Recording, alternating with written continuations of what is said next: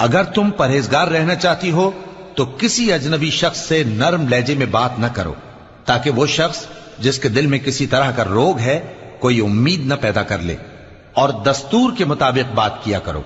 और अपने घरों में ठहरी रहो, और जिस तरह पहले जाहिलियत के दिनों में ज़ेब जीनत की नुमाइश की जाती थी उस तरह इजहार जीनत न करो, और नमाज पढ़ती रहो और ज़कात देती रहो